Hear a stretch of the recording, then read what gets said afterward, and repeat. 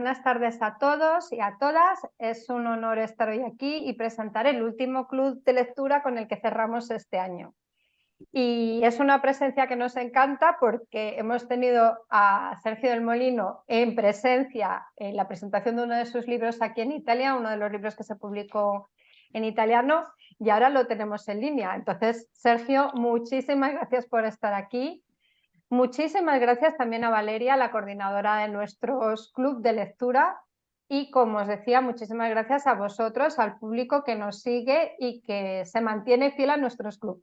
Yo no quiero hablar mucho más porque lo más importante es que hable Sergio y Valeria y vosotros. Entonces solamente deciros que continuaremos los clubs el año que viene y continuaremos con los talleres de escritura creativa. Con lo cual, os esperamos a todos en el 2024. Este es el último de este año, pero en el año que viene tendremos novedades.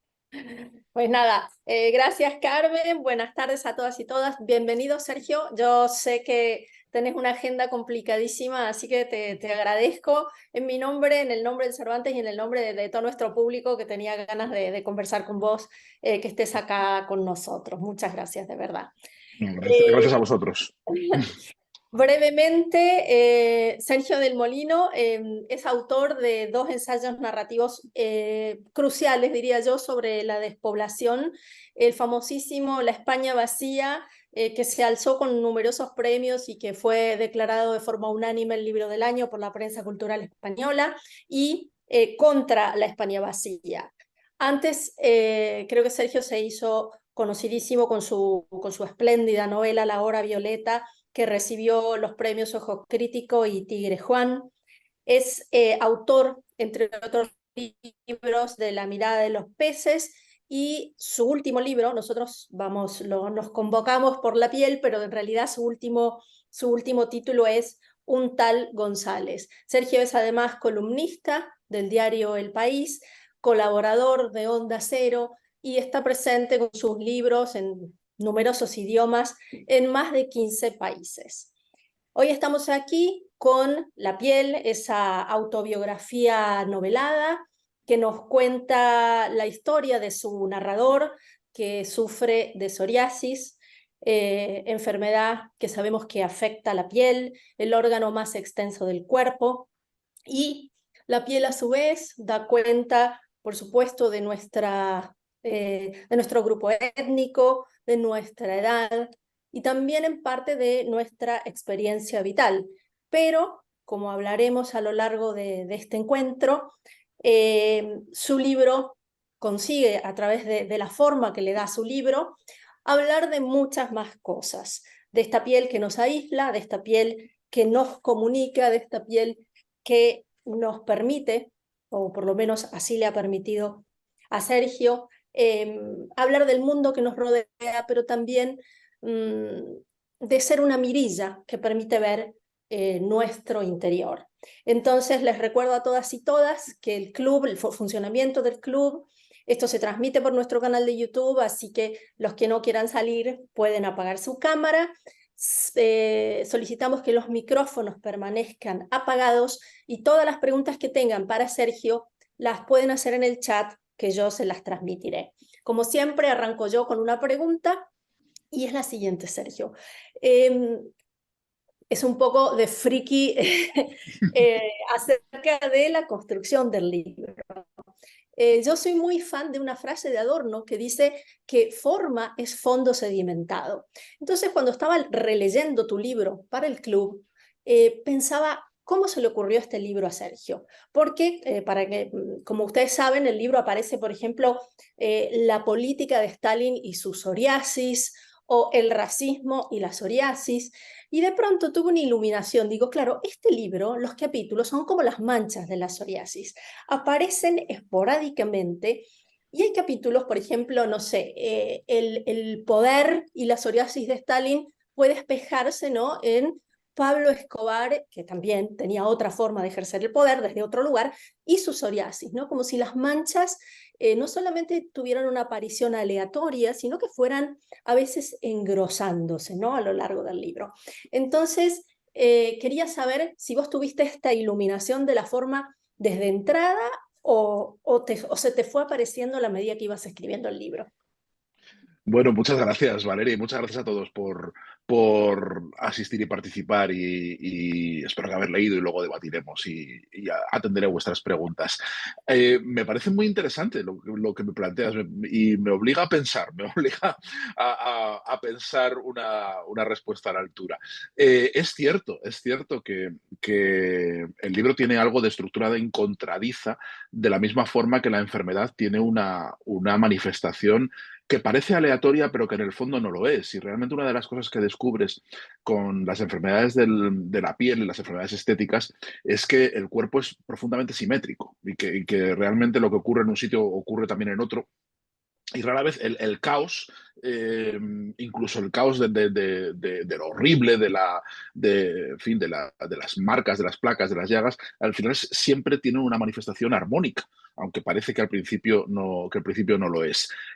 No he intentado necesariamente reproducir ese aspecto de la enfermedad, pero sí quería que el libro tuviera algo de paseo en el que te vas tropezando de forma espontánea y que con un montón de manifestaciones que parecen que están aisladas, pero que de verdad van unas llevando a otras y van formando una madeja que tiene mucho de coherente y de armónico, ¿no? Pero has usado otro concepto, que es el concepto del espejo, ¿no? De cómo espejea, que para mí es mucho más importante y ha tenido una función mucho más decisiva y consciente al plantear la estructura. Porque ese es un libro sobre el yo y el nosotros. Yo cuando me planteo escribir el libro sobre la psoriasis, lo hago intentando proyectarme, como siempre he hecho y como creo que funciona la literatura, intentando proyectarme en las historias ajenas, en las vidas de los demás, en la vida de los otros, que decía Emmanuel Carrer, ¿no? Y aquí hay una especie de reconocimiento de la igualdad, de la condición humana y de la condición de la monstruosidad, ¿no? Yo intento entender mi propia condición de monstruo a través de una galería de monstruos en los cuales me voy observando y me voy identificando y me voy construyendo a mí mismo. En realidad es un autorretrato que tiene, evidentemente hay un hilo con un autorretrato, un hilo autobiográfico que va recorriendo todo el libro de una forma más o menos ordenada, y después se va jalonando con una serie de retratos, de cuentos sobre personajes históricos y personajes reales, evidentemente, pero históricos, que han sufrido la psoriasis como yo. E intento comprenderme a través de ellos y hay una forma, un intento constante de reconocimiento entre unos y otros, porque eso reproduce, y está muy bien, que la forma y el fondo, porque creo que yo también estoy totalmente de acuerdo con Adorno en que la forma es un fondo sedimentado, ¿no? Y que hay una relación mucho más que dialéctica, ¿no? Y eso que, en fin, que Adorno sí que tenía, era muy dialéctico, pero yo creo que ahí es casi idealista, ¿no? Tiene un fondo mucho más interesante. Yo lo que lo que intento con el libro es reflejar mi proceso de descubrimiento de autoconciencia de la propia piel y de la enfermedad. El libro cuenta cómo me voy dando cuenta de la importancia que tiene la condición de la enfermedad en mi propia identidad, en mi propia la constitución de mi propio ser, ¿no?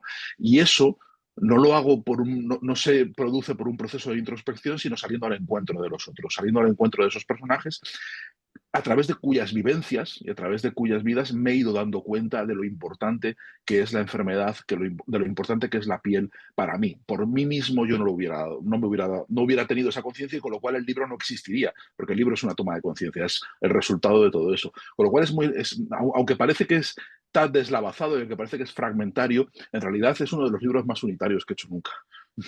No, no, no, no da la idea no da la idea Sí. de no cohesión, ¿eh? Al contrario, es sorprendente cómo uno va saltando, ¿no? Por los capítulos, pero no se va perdiendo. Al contrario, no, no, no era eso. Ahora te voy a leer la primera pregunta que está ahí, pero para terminar con la forma, que yo soy una friki de la forma, y se ve muy bien esto que decís, ¿no? La importancia, cómo has ido pensando la importancia de la enfermedad en la construcción de tu propia identidad sobre la identidad ajena, digamos, ¿no?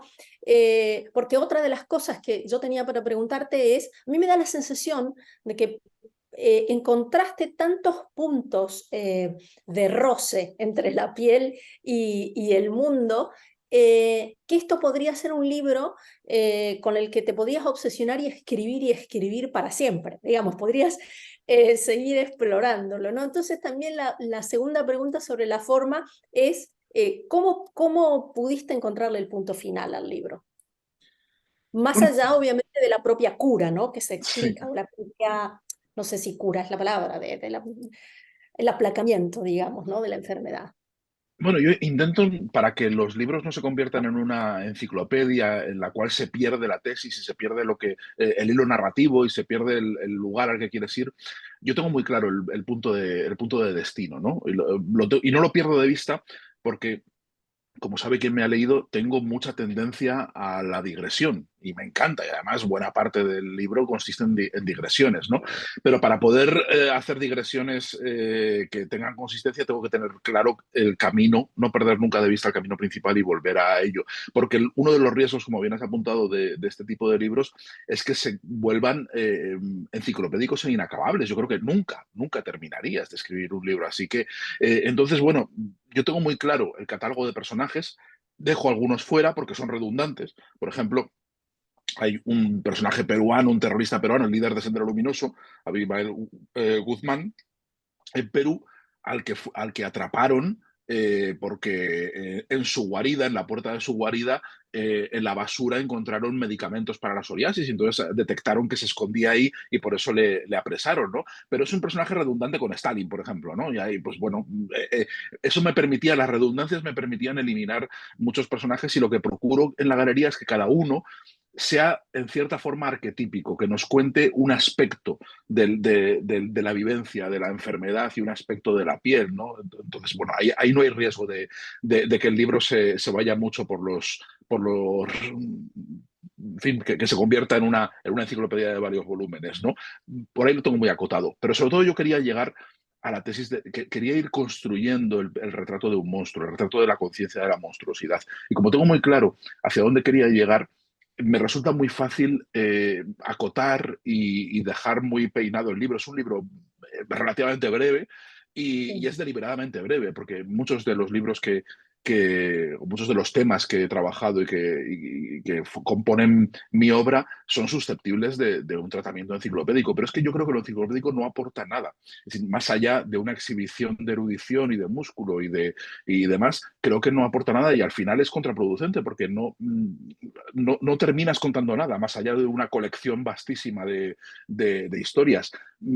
Los tiempos de la enciclopedia además creo que ya han pasado. Es decir, los tiempos de la enciclopedia son los tiempos de los museos. Mira, por volver a Adorno y los museos que son los sepulcros del arte y demás, los tiempos de la ilustración son los tiempos de los grandes museos, pero nosotros no vivimos en ese tiempo de las grandes colecciones y grandes museos, vivimos en el tiempo en el que las cosas tienen que contar una historia. Y si vais a un gran museo en cualquier gran ciudad, ya no vais a encontrar esos grandes almacenes de objetos que cuanto más grandes y más objetos mejor, sino que ahora las colecciones y los museos y las exposiciones intentan ser sintéticas, intentan contar una historia, intentan ser muy selectivas. Bueno, pues yo en ese sentido mis libros van a favor de obra, ¿no? No intento construir tratados, intento decir algo significativo y para eso tienes que acortar mucho. Sí, sí. Aquí una pregunta de Jean-Claude, que nos acompaña desde Bélgica, que te dice, bueno, que le gustó mucho tu libro y dice que le parece difícil de clasificarlo, que es, por supuesto, mucho más que una biografía, y te pregunta, ¿es un verdadero bouillon de cultura, así como un hervidero de cultura para retomar el título de un programa de Bernard Pivot, o es una investigación sobre la influencia de la psoriasis en la vida de personajes monstruosos, o es la respuesta a la pregunta, ¿se puede vivir con esta enfermedad que te afecta y no quieres ser un monstruo, o es otra cosa? Bueno, Te cualquiera preguntó de esas muchas cosas a la vez. definiciones, sí, no, cualquiera de esas opciones me parece adecuada, ¿no?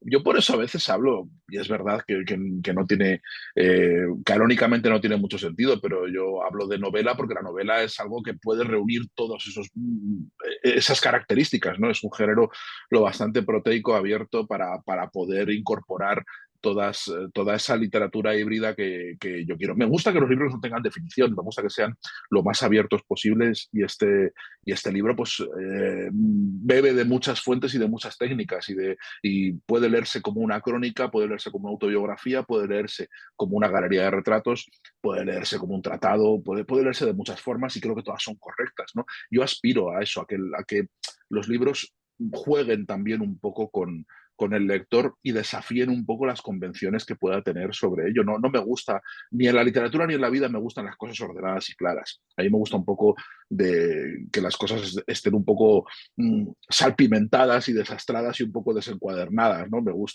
Incluso me gustaría un libro como La Casa de Hojas, ¿no? De estos que puedes Así. luego ordenar a tu antojo, ¿no? Que sea un libro como una baraja de cartas y luego que no venga encuadernado.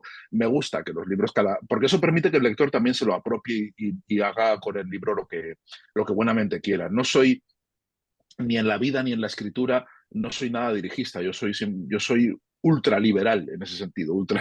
Y creo que cada uno tenemos que apropiarnos y vivir como queramos y de una forma muy radicalmente individualista, ¿no? Y espero que mis libros, con esa apertura y esa indefinición, lo permitan. Sí, sí. Otra cosa, Sergio, digamos que a pesar de que ser un libro sobre la enfermedad, sobre las dificultades que suscitan convivir con una enfermedad, lo que nos llamó la atención en uno de nuestros grupos que te leímos, ¿no? Era la cantidad de humor, por momentos un poco corrosivo, también mala leche, si se me permite así un poco de coloquialidad en este club. Y también de ternura, ¿no? Con esta idea de contar la historia a tu hijo, ¿no? Entonces, hay como una especie de amabilidad y levedad, lo digo en el buen sentido, en el sentido de Ítalo Calvino, ¿no? Como algo que no deja de ser profundo, pero no es grave, sino leve y que permite leerlo incluso con una sonrisa, ¿no? Entonces, eso también es buscado, eso tiene más que ver con tu filosofía de vida. Contanos un poco lo que quieras acerca de esto. Bueno, yo creo que tiene que ver con cómo soy. Quiero decir, creo que no podría escribir un libro especialmente solemne, grave y desde luego creo que no podría escribir sin humor. Me resultaría insoportable. Como me resulta insoportable la vida sin humor. Yo no sé relacionarme con la gente, con la vida, ni con la literatura sin ironía y sin gracia. Creo que forma parte del condimento. Sería como comer sin sal, como comer cosas hervidas que no tienen sabor, que a lo mejor son muy nutritivas y a lo mejor nos sientan muy bien y son muy convenientes, pero pierden toda la gracia de la vida, ¿no? Y para mí es algo fundamental, me sale solo, tengo que hacer esfuerzos más bien por refrenarlo, por intentar condimentarlo justo, porque es verdad que tengo una tendencia, y eso lo he ido aprendiendo con los años, tengo una tendencia a pasarme en la ridiculización de mí mismo. Tenía una discusión con la que era mi editora y fue editora de este libro de la piel, Pilar Álvarez, que era editora de Alfaguara entonces y con la que hice La España Vacía. Ahora ya no es mi editora porque se ha ido a otra editorial y yo sigo en Alfaguara. Y tenemos una relación de amistad muy estrecha y, en fin, me lee muy bien. Y me lee tan bien y tenemos tanta intimidad que se atreve a decirme este tipo de cosas, ¿no? Que a lo mejor otro editor con menos confianza no se atrevería. Pero ella me reprocha mucho que yo me maltrato demasiado en mis libros, que me burlo demasiado de mí mismo, ¿no? Y que eso debo tomarme un poco más en serio porque le doy munición a los críticos, dice ella, ¿no? Bueno, yo es un esfuerzo que he ido haciendo, porque mi tendencia es a la exageración, mi tendencia es mi tendencia natural es a buscar el chiste, a buscar el juego, a buscarle un poco las cosquillas, porque creo que es la forma inteligente y grata de estar en el mundo, ¿no? Y en las conversaciones yo también busco eso, y en la vida, y en la gente con que me rodeo, ¿no? Pero es verdad que en la literatura un exceso de eso puede resultar también tan insoportable como un exceso de solemnidad, con lo cual, bueno, siempre estoy intentando buscar el equilibrio, intentando reprimirme mis propios instintos, que es también una muesca de civilización. La literatura forma parte de la civilización y la civilización es reprimir tus instintos, básicamente. La civilización es no comportarte como una, o sea, o reprimir o moderar y educar y reconducir tus instintos, ¿no? Bueno, pues eso es lo que hago yo en la literatura, pero no es algo que busque, al contrario, lo que intento es rebajarlo constantemente, ¿no? Si yo me desbocara y no fuera consciente de eso, mis libros serían insoportables porque estarían todos llenos de chistes. Y antes de pasar a otra pregunta que tenemos aquí, ¿y la ternura? La idea de que estos fueran como una especie de sucesión de cuentos dirigidos a tu hijo. Bueno, eso tiene más que ver con la crueldad y la monstruosidad, ¿no? Los monstruos los hemos reducido a los cuentos infantiles y parece que ya han abandonado los grandes relatos desde que la literatura para mayores, para adultos, o sea, es básicamente toda realista. Lo fantástico es cada vez menor o ha sido cada vez un aspecto menor y lo que funda el canon de la literatura occidental tiene que ver con las relaciones de los adultos y con cosas muy verosímiles, ¿no? Y que ocurren y con los que el lector puede identificarse mucho. Los monstruos han quedado relegados cada vez más a la literatura infantil y lo fantástico también, mucho también, buena parte, ¿no? Entonces, en un tratado sobre monstruos, y sobre el legado, que a mí me interesa mucho, la psoriasis es una enfermedad, la psoriasis y toda la que conlleva, en fin, que lo que no se ve, que están los huesos, es una enfermedad autoinmune. Las enfermedades autoinmunes son genéticas, se transmiten genéticamente. Y eso es... Uy, perdonad. Se perdió. ¿Me oís? No, ¿me oís ahora? ¿Sí? Te oímos, pero no te vemos, ¿eh? Espera, a ver. Ahí está. ¿Ahora me veis? Vale, perfecto. Perdona. que... estaba diciendo que... Estaba diciendo... Ah, sí, eso, la literatura infantil. Que es una enfermedad autoinmune y estabas por desplegar la parte. Eso es. Entonces, como es una enfermedad autoinmune genética, y esto habla del legado también, de la transmisión, y el legado es una parte importante de mis obsesiones literarias, pues esto tiene que ver también con la culpa de que una de las pocas cosas que va a heredar mi hijo de mí son unos genes defectuosos, que los ha heredado ya. Es decir, yo no sé si le voy a dejar un puñado de libros medio legibles, cuyos derechos a saber qué hace con ellos. Espero que pocas deudas y unos genes defectuosos. Entonces, bueno, yo intento sublimar esa culpa también contándole esta historia, contándole quién es su padre, que es de donde viene, ¿no? Buena parte de mi literatura tiene que ver con dejar un testimonio para que te entiendan los que van detrás, ¿no? Y con esa idea del legado. Entonces, uniendo esas dos historias, esa historia de que los monstruos pertenecen a la literatura infantil, con lo cual se cuentan así, y que surge de la necesidad de contarle a mi hijo que soy un monstruo, se lo cuento con esos cuentos y con ese tono, evidentemente, de Érase una vez. Sí, perfecto. Mira, aquí Jessica desde Suiza te pregunta cómo elegiste tus personajes históricos y qué más hubo, más allá de la psoriasis, que te llevó a ellos, ¿no? En realidad me los he ido tropezando, me los fui tropezando con los años. Esto es una exploración espontánea con los que yo me iba encontrando, pues una vez hace ya años, leyendo una biografía de Stalin, de Sebag Montefiore, me di cuenta en una nota al pie de página que contaba que Stalin tenía psoriasis, ¿no? Cosa que yo no había leído. Entonces lo subrayé, empecé a investigar, empecé a leer otras biografías, empecé a buscar otras referencias y a partir de ahí iba tirando del hilo. Y yo, con el tiempo, claro, como leo Nabokov, pues me enteré en un momento dado, leyendo Nabokov, me enteré de ese episodio del año 34, me los he ido tropezando uno desde otro. O sea, no ha sido una exploración sistemática, no he ido a buscarlos, me los he ido encontrando y bueno, me he dejado algunos fuera, evidentemente, pero son... los personajes son fruto de una obsesión y de mi hábito de leer, ¿no? Y son los que me he ido encontrando leyendo historia, leyendo literatura, forman parte de mi ámbito. A lo mejor si me gustaran mucho los deportes que no me gustan, pues habría algún deportista o habría varios deportistas porque me habría encontrado con personajes de ese ámbito. Pero como a mí lo que me gusta es la literatura, me gusta la historia, me gusta ese ámbito por los personajes que están en este libro, los que me he encontrado, pues pertenecen a mis gustos, a mi universo, ¿no? Y por eso hay tantos escritores y tantos, iba a decir lo que me gusta, ¿no? Me gusta el estalinismo, me gusta Pablo Escobar, no, o sea, va a parecer que me gusta En fin, borrad esto, ya sabéis lo que quiero decir. No llevamos a malentendidos. Entendimos, no te preocupes, no te preocupes. Te queda claro, gracias. Aquí Emma desde Madrid te dice, bueno, me encantó el libro, Sergio, enhorabuena. Te quería preguntar, igual que cuentas cómo le influía a Updike la enfermedad en sus libros y en su protagonista Conejo, ¿crees que tu literatura sería otra sin la psoriasis? Sí, porque mi vida sería otra. Sí, yo creo que hay desarrollo desde los 20 años una estrategia de ocultamiento y de observar el mundo con cierta distancia y desde lejos, y creo que ha influido en mi forma de mirar. Y creo que se aprecia de forma muy sutil, pero para mí muy clara. Igual hay que eh, igual habría que hacer un estudio más filológico, más profundo para poder sostener esto con marcas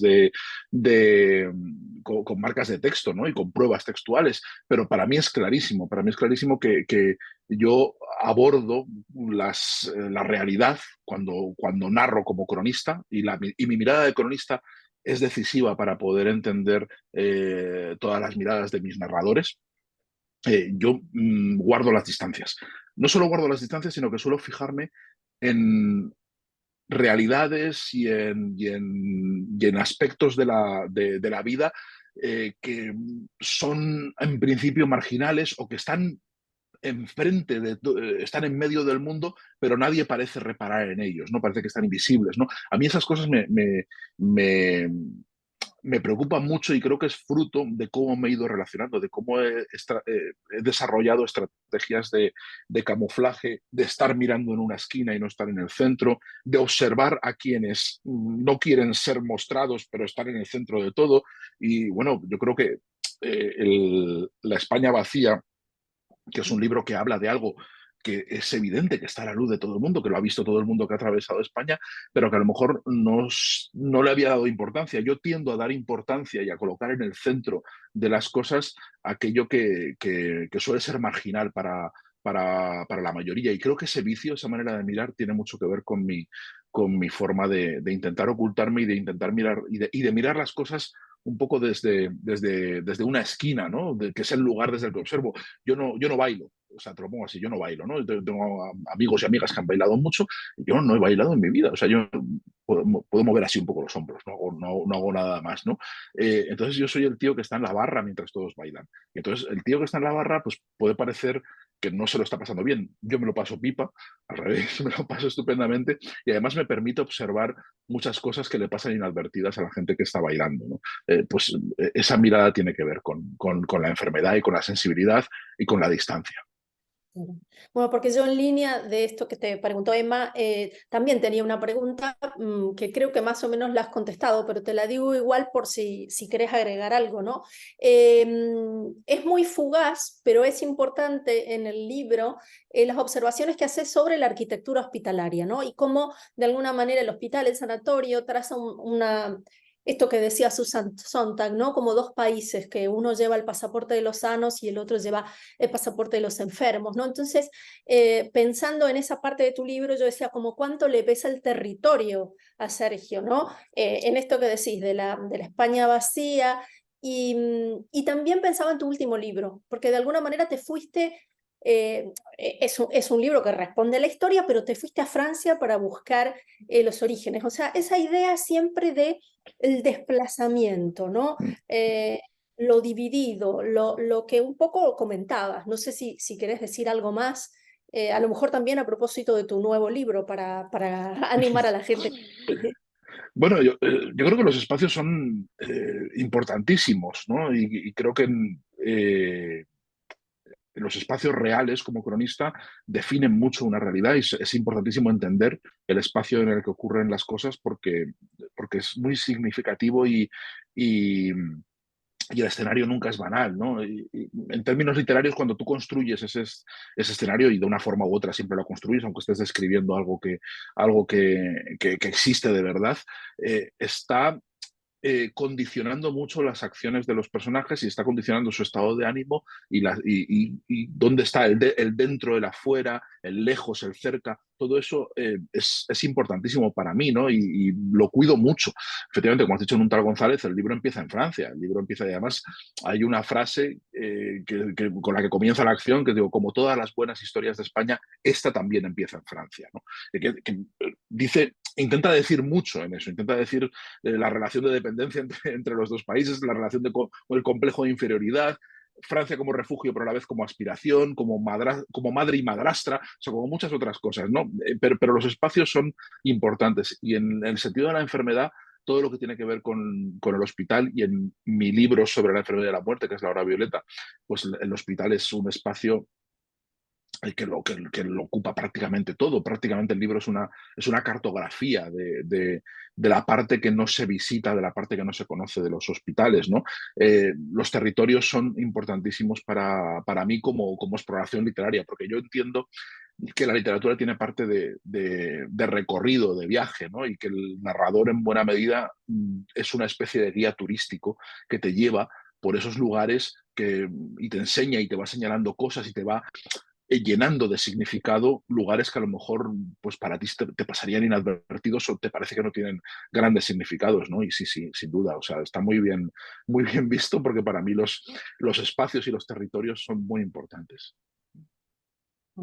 Otra cosa que comentamos bastante, ¿no? Es el vínculo sutil que hay entre este libro, La piel, y el lenguaje, ¿no? Y nos gustaba mucho la idea de la edad media de la piel, ¿no? Como descubrimiento lingüístico, porque obviamente que en castellano nosotros tenemos un montón de frases hechas con la piel, ¿no? Estar cómodo en tu piel, ponerte en la piel de otro, tener piel de gallina, bueno, no voy a recorrer aquí, pero tenemos un montón de frases hechas, ¿no? Y sin embargo, bueno, destaca esto que creo que yo ya no puedo volver a pensar ese momento de mi vida sin que me venga como que es una edad media, ¿no? Y entonces un poco la pregunta es, bueno, si nos puedes explicar cómo diste con ese hallazgo, pero más que nada si es algo que traías de antes o es algo que pudiste como ver a través de tu hijo. Lo he visto a través de mi hijo y a través de mi afición a leer biografías. Yo soy muy aficionado a leer biografías y esto sí que siempre me echaba de menos. Esos años que se pasan un poco por encima, ¿no? Si os fijáis en todas, sobre todo las autobiografías, más que las biografías, las autobiografías, las memorias, cuando uno relata su propia vida, los capítulos de la infancia suelen ser muy intensos, muy detallados, los recuerdos suelen ser muy vívidos, pero hay unos años, que son estos años de la edad media de la piel, en la que la narración se acelera, hay muchas elipsis y se pasa enseguida, ¿no? Hay unos años como indeterminados. Y a mí siempre me ha fascinado eso y, y a mí siempre bueno, desde que leía Salinger y El Guardián del Trecenteno en la adolescencia, pues siempre he pensado en cómo se ha ido construyendo literariamente esa parte de la adolescencia que es inaugural. Pero claro, justo antes, lo que pasa justo antes de lo que cuenta Salinger en el Guardián del Trecenteno, eso apenas se cuenta en ningún sitio. No hay literatura, no descubres. O sea, hay mucha literatura de la infancia, pero muy poca de eso, de ese periodo, ¿no? Que es como si no existiera. Y a mí esos huecos me llaman mucho la atención, siempre me han interesado, ¿no? Y he leído mucho sobre la construcción de la adolescencia y como de la propia juventud, que es una invención de la posguerra en Europa. Antes la gente la juventud no existía. La gente pasaba de ser niño a hombre y los ritos de paso, que están pensados en todas las culturas, son bueno, los ritos de quinceañera, los ritos de comunión, los ritos, en fin, todos los ritos de paso que existen en todas las culturas, son ritos para pasar de niño a hombre o de niña a mujer. Pero no hay un estadio intermedio, no hay una transición. La transición nos la inventamos los europeos y los occidentales en la posguerra para poder vender refrescos y poder vender discos y poder alargar, hacer una etapa intermedia, ¿no? Pero justo antes de esa adolescencia hay un estadio indefinido entre el niño y el adolescente, que todavía no ha descubierto la sexualidad, que a mí me intriga mucho, me fascina, que la experiencia de la paternidad lo acentúa mucho, pero que es una construcción puramente intelectual. Es algo que me intriga. Yo os invito, además, si leéis autobiografías, si os gusta leer memorias, fijaos en lo rápido que se pasan, pues eso, los años, están los años de la infancia, recuerdan vívidamente las madrenas que le hacía los cocidos que le hacía su abuela, que le hacía y demás, y la infancia del pueblo y el verano, y luego de repente ya pasamos casi sin transición al primer beso. ¿No? Y bueno, ¿y qué ha pasado aquí entre medio? Entre medio, ¿qué ha pasado? Que no tiene recuerdos, que no los hemos asimilado. Yo solo tengo claro, si los recuerdos son sensoriales y la memoria está basada en lo sensorial, esa etapa de aislamiento no genera recuerdos. Bien.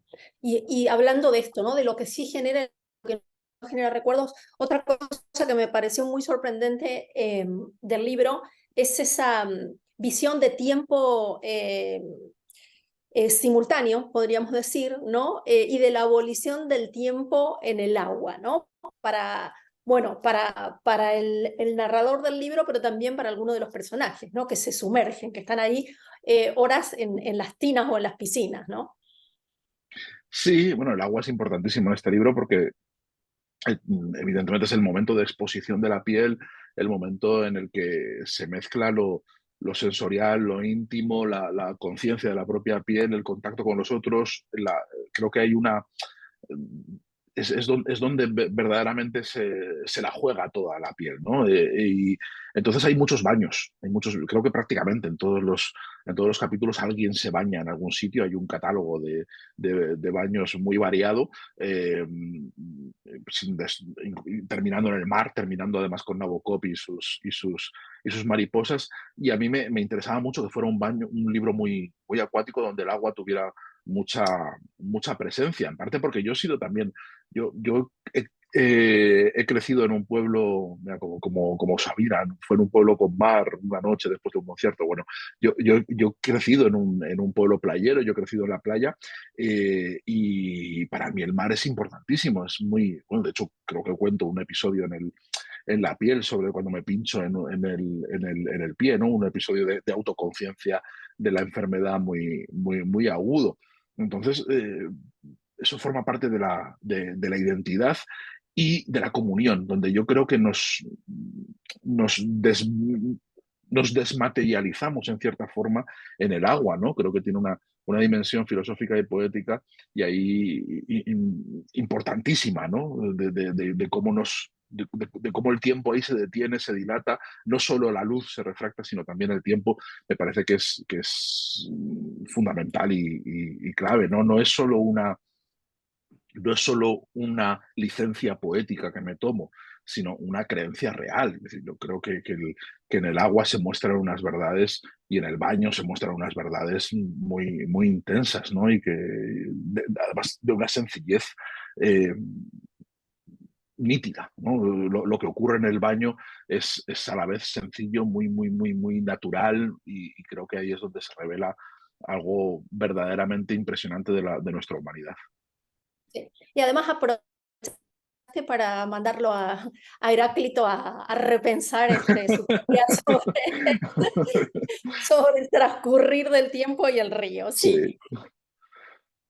No sé si sabéis que el último premio, el reciente premio Anagrama de Ensayo, que se llama Curar la piel, justamente, de Nadal Soau, habla, bueno, es una especie de recorrido sobre la historia del tatuaje, ¿no? Entonces, bueno, me gustaba leer un poco en sintonía al cuento de Dahl que citas, ¿no? Skin, que está traducido al castellano como tatuaje, tu libro, ¿no? Y el ensayo de Nadal Soau, que no lo terminé de leer, pero me interesaba mucho cómo él va contando la evolución del tatuaje como desde una marca de identidad, de un colectivo, ¿no? Los marineros se tatúan, los carcelarios se tatúan, hasta como una búsqueda, todo lo contrario, una búsqueda de singularidad, ¿no? Usar la piel como marca de identidad, ¿no es cierto? Algo que sí sale en tu libro, no he explorado tan de cerca porque es más generalista tu libro, y también otros temas que se vinculan, ¿no? con esta idea de la identidad, que son el machismo, ¿no? Hasta dónde se puede cubrir la piel una mujer o hasta dónde se debe cubrir la piel una mujer.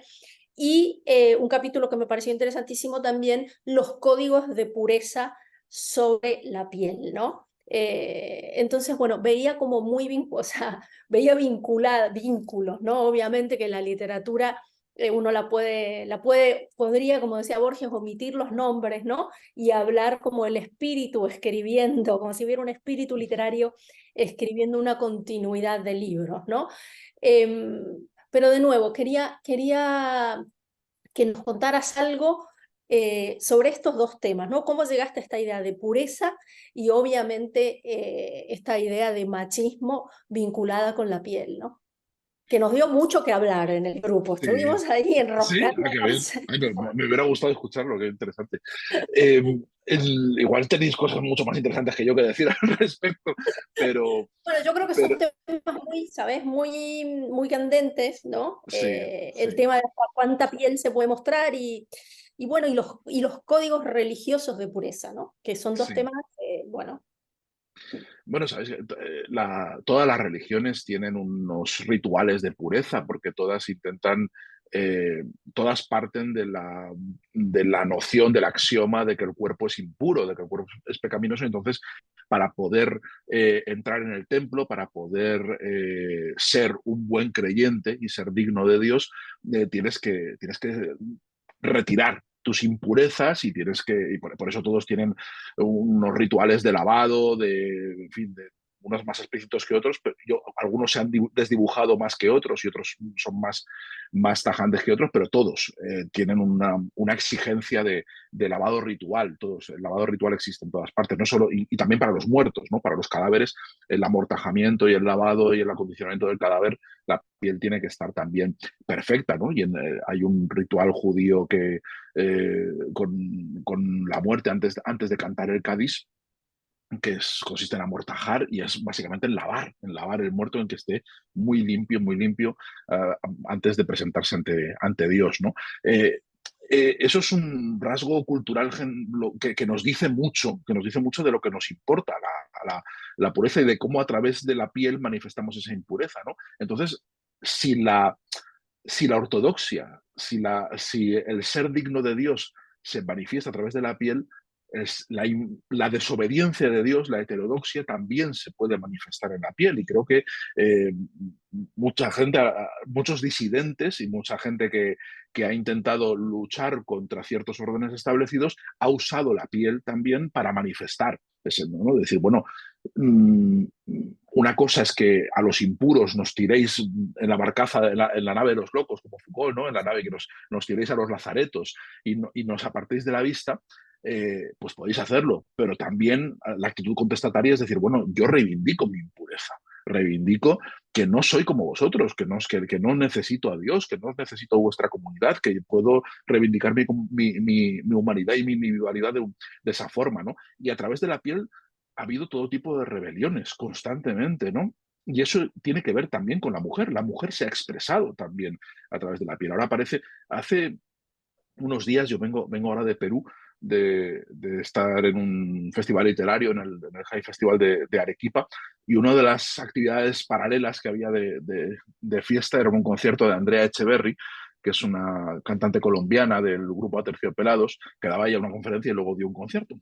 Y es muy interesante la evolución de Andrea Echeverry, que yo soy muy fan, yo 20 años viendo sus conciertos y ahora está muy metida dentro en fin, un movimiento feminista castrador directamente. Yo creo que casi todas sus canciones van de seccionar penes, que está bien. Antes tenía unas pocas, antes seccionaba un pene de vez en cuando y ahora ya todas son de castración, ¿no? Con lo cual al final acabas en el concierto y dices, bueno, a ver si ha dejado algún pene sin cortar, que no haría falta cortarlos todos, pero tiene un discurso que creo que va muy en consonancia con ciertas preocupaciones de algunos feminismos actuales que están muy en contra de la sexualización de la mujer. O sea, ella, por ejemplo, se opone a Shakira y se opone a la exhibición del cuerpo y con unos argumentos y además yendo a fuentes medievales, que decir, recurren a Hildegarda,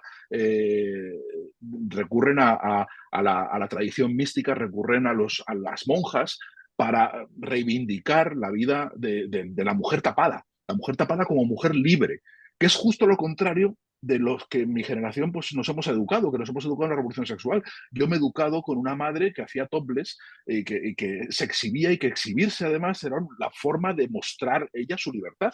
Y ahora estamos viendo justo lo contrario, ¿no? ¿Son las dos respuestas válidas? Bueno, son respuestas al ambiente, siempre son reacciones. Taparse o exhibirse pueden significar lo mismo, que eso es lo alucinante, ¿no? Que en determinados contextos históricos y culturales, pues igual lo revolucionario es taparse, es decir, cuando todo el mundo va destapado y desnudo, el que va tapado está manifestando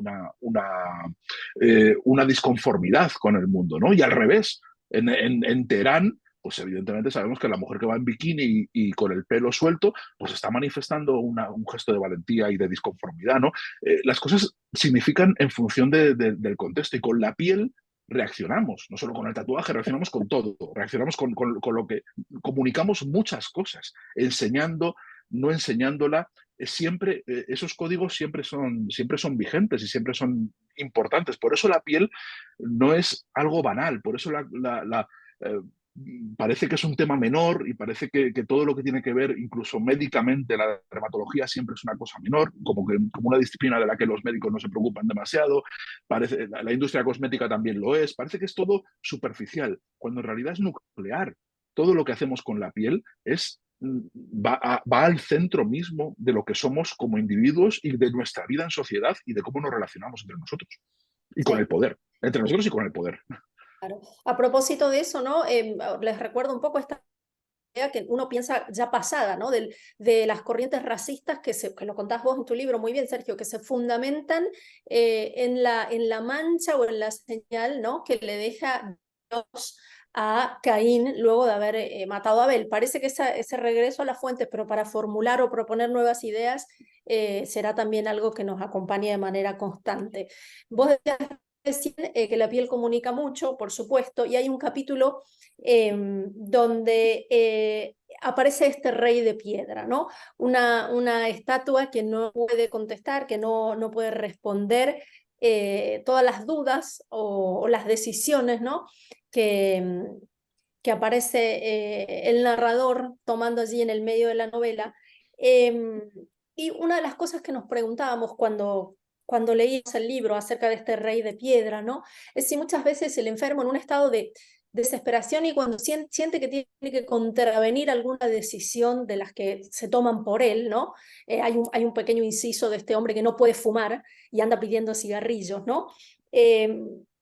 Si ese rey de piedra de alguna manera es símbolo de lo que el enfermo no quiere contar o es símbolo de esa especie de rebelión que necesita llevar adelante el enfermo, o si también forma parte de una escucha que al enfermo le permite no caer en los lugares comunes de quejarse, de lamentarse de su destino, ¿no? Que nos contaras un poco algo de ese rey de piedra que nos gustó mucho. Bueno, representa, tampoco, si aclaro demasiado, igual pierde el embrujo. El rey de piedra, que los símbolos tienen que quedar. Puedo responder lo que quieras. Sí, pero creo que la fuerza de los símbolos está precisamente en su ambigüedad, ¿no? En el hecho de que no sepas exactamente muy bien qué significan, porque así puedes llevarlos a tu terreno discursivo sin ningún problema. Representa varias cosas, son varias dimensiones también, evidentemente tiene varias capas. Para mí, tiene una dimensión también estatal. Es un rey que representa la continuidad del país en el que vivo, de España, y representa la comunidad política, ¿no? La comunidad política en su concepción histórica, en el lugar en el que vivo, ¿no? El diálogo sordo, evidentemente, es un diálogo también que se tiene con el sentimiento de culpa, con la sensación de desamparo y de cuidado que el enfermo tiene, ¿no? El Estado juega un papel imprescindible en las sociedades europeas, en la sociedad española, sin duda alguna, con los enfermos crónicos, tanto en su cuidado como en su desatención, como en todo, ¿no? Y eh, a veces o muchas veces, su actitud es de pura indiferencia, ¿no? En fin, tú verás, él puede atenderte al médico, pero realmente no puedes esperar mucho más, aparte de que en fin, te den cita y te miren con un poquito de desdén y te receten de forma un poco desmañada las cosas, ¿no? Es un momento de flaqueza, es un momento por el que pasan todos los enfermos crónicos que ven que los tratamientos requieren demasiado esfuerzo, demasiado trabajo y la enfermedad sigue avanzando y la enfermedad se convierte en un lastre enorme y intentas tú buscar en tu médico, intentas buscar en quienes te atienden, pues una ayuda, ¿no? Una ayuda, un poco de ánimo y de aliento, y no te lo dan. Es decir, no te lo dan nunca. Es decir, yo creo que representa también la indiferencia del mundo ante lo que te sucede, ¿no? Lo cual tiene su lado desolador y tiene su lado también bueno, ¿no? Porque un interlocutor excesivamente paternal también sería insoportable, ¿no? También creo que representa esa distancia que hay entre el paternalismo que a veces demandamos y la indiferencia que a veces también nos sienta bien y que nos permite ser libres y nos permite tomar ciertas decisiones y asumir los costes de nuestra maldición, ¿no? De la marca que llevamos en la piel. Claro, la idea de la enfermedad como sueño interrumpido, bueno, el libro es esperanzador, ¿no? Porque la idea de la enfermedad como sueño interrumpido, ¿no? Que hay en muchos ensayos que hablan de esto, ¿no? Aquí está un poco conjurada, ¿no? Porque finalmente el narrador se tumba con su hijo, abraza, ¿no? O sea, supera, digamos, todas las dificultades corporales para terminar el cuento como un final feliz, ¿no? Como los cuentos de verdad, como los buenos cuentos de hadas, ¿no? De esos que dicen colorín colorado. Sí. Este, No, no, sí, sí, sí, por supuesto. Y además creo que si no tuviera ese final feliz no lo hubiera escrito. Es decir, yo no, no. Lo escribía desde el final, ¿no? Desde la sabiduría que da la superación, ¿no? Si lo hubiera escrito desde el foso de la incomprensión, no lo habría podido escribir a los 25 años, cuando todavía no comprendía nada de esto. Creo que es un libro escrito, no he superado la enfermedad, es algo que me acompaña siempre y que en fin, cada vez tiene peores consecuencias, pero la tengo controlada y gracias a eso me permite tener una perspectiva para poder pensar sobre ella. Si no, no. Si estuviera superado por las circunstancias de la propia enfermedad, no habría sido capaz de escribir este libro. Yo escribo los libros a toro pasado, ya intentando comprender todo desde el futuro, desde el que los escribo. con el libro digerido venís, digamos. Sí. Tenemos aquí tiempo para una última pregunta. Bueno, como que quieren que cuentes un poquito algo más de lo de Stalin, ¿no? Que nunca habían oído hablar y cómo llegaste bueno, a toda esa verdad histórica, ¿no? Bueno, hay muchas. Lo alucinante de Stalin es que no se le ha dado mucha importancia, porque debía tener un montón de enfermedades autoinmunes y Stalin, sobre todo, sufría muchas consecuencias, aparte de lo que venía, de los genes defectuosos que le venían. Ten en cuenta que Stalin era alguien que había pasado muchos años en Siberia, en el Gulag, había sufrido las prisiones zaristas, había guerreado, había llevado una vida, como todos los revolucionarios, una vida infame. Es decir, o sea, no se sabía muy bien qué parte de culpa tenían los genes y qué parte la vida miserable, los fríos gélidos y las condiciones y las palizas que había recibido, ¿no? Y además, buena parte de lo que era Stalin pues, ha sido secreto en la Unión Soviética durante mucho tiempo y aunque se han abierto los archivos, pues tampoco se sabe muy bien porque no tenemos, en fin, hablamos de oídas con Stalin, ¿no? Pero parece bastante claro que sí, que la psoriasis en un estado avanzado era una de las enfermedades que le obsesionaban, que más le traían por la calle de la amargura, que le había derivado en artritis, en fin, que le condicionaba mucho.